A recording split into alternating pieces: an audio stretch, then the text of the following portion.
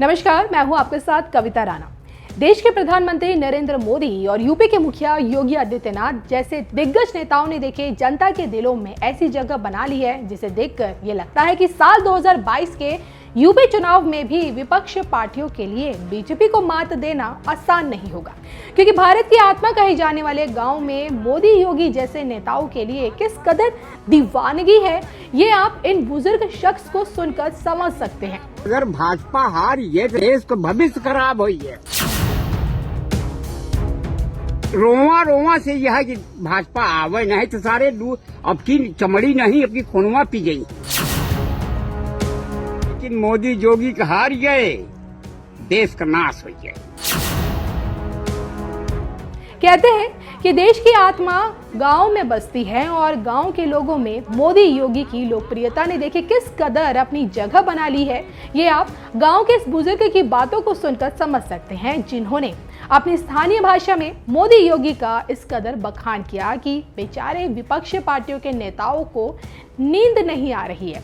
ये बुजुर्ग दादा मोदी योगी के इतने बड़े फैन हैं कि विरोधियों को यहाँ तक कह दिया कि जो भी मोदी और योगी का तिरस्कार करेगा उसे नरक में भी जगह नहीं मिलेगी। आप भी सुनिए मोदी योगी के बारे में गांव के एक बुजुर्ग की आवाज। कि अगर भाजपा हार ये देश का भविष्य खराब हुई है और भाजपा जोन बा हराव आसान नहीं है। जनता का बड़ी नसीब खराब हो तबे मान चला हारे। हाँ बाबा, बात हमारे से के आशीर्वाद है कि भाजपा रोवा रोवा से यह है कि भाजपा आवे नहीं तो सारे अब की चमड़ी नहीं अपनी खूनवा पी गई है। सही हाँ जी भैया, हाँ खून पी गई है। हाँ, बाल ब्रह्मचारी योगी मोदी ऐसा आदमी कहाँ देश मिले का नीचे हो के आए हैं। अब इनका अगर ये तिरस्कार कर दे सार नरकों में ठिकाना लागे। तो मोदी योगी के जबरा फैन नजर आ रहे इस बुजुर्ग ने देखिए अयोध्या का भी जिक्र किया और विरोधियों पर बरसते हुए कहा कि आज अयोध्या को लेकर जो भी पार्टियां बयान दे रही हैं उनका क्या भरोसा। जो कार सेवकों के ऊपर गोली तक चलवा सकते हैं वो आगे चलकर अपनी बात से पलट भी सकते हैं। हमारी बात लेके जी हैं, लेकिन मोदी जोगी का हार गए, देश का नाश हो गया।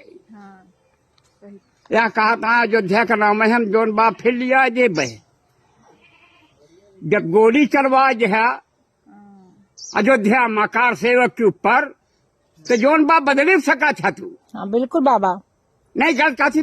तो इस बुजुर्ग शख्स की वीडियो इन दिनों सोशल मीडिया पर बीजेपी प्रवक्ता सलभमणि त्रिपाठी ने पोस्ट की है और इसी वीडियो के बहाने विपक्ष पर जबरदस्त निशाना साधते हुए ये भी कहा कि पूरा विपक्ष मिलकर 7 जन्म में भी ऐसा विश्वास हासिल बिल्कुल नहीं कर सकता। ये भारत की आवाज है। सोशल मीडिया पर देखिए वायरल हो रही इस वीडियो को देखकर आप समझ सकते हैं कि साल 2014 के बाद से ही नरेंद्र मोदी और साल 2017 के बाद योगी आदित्यनाथ ने अपने काम से जनता के दिलों में कितनी गहरी छाप छोड़ी है। फिर वो चाहे राम मंदिर निर्माण हो, जम्मू कश्मीर से अनुच्छेद 370 की विदाई करना हो या फिर देखिए 3 तलाक के खिलाफ कानून लाना हो। और इतना ही नहीं, साल 2017 में यूपी की सत्ता में आई योगी सरकार अब चुनाव आने से पहले धड़ाधड़ उद्घाटन कर रही है, जो ये बता रहा है कि इन बीते सालों में योगी सरकार ने मोदी सरकार के साथ मिलकर सूबे में कितना विकास किया है। अभी मंगलवार को ही देखिए पीएम मोदी गोरखपुर में थे और यहाँ उन्होंने खाद कारखाना, AIIMS, regional medical research centre समेत देखिए कई परियोजनाओं का लोकार्पण किया। और इस खास मौके पर योगी के गढ़ गोरखपुर से पीएम मोदी ने विरोधियों पर जमकर हमला भी बोला। आप भी सुनिए पीएम मोदी का ये भाषण। साथियों, आज आपसे बात करते हुए मुझे पहले की सरकारों का दोहरा रवैया, जनता से उनकी बेरुखी भी बार बार याद आ रही है। मैं इसका जिक्र भी आपसे जरूर करना चाहता हूं।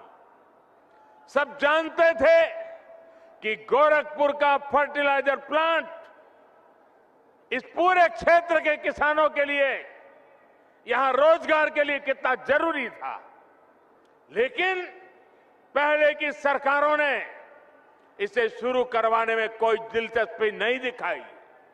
सब जानते थे कि गोरखपुर में एम्स की मांग बरसों से हो रही थी, लेकिन 2017 से पहले जो सरकार चला रहे थे, उन्होंने एम्स के लिए जमीन देने में हर तरह के बहाने बताए।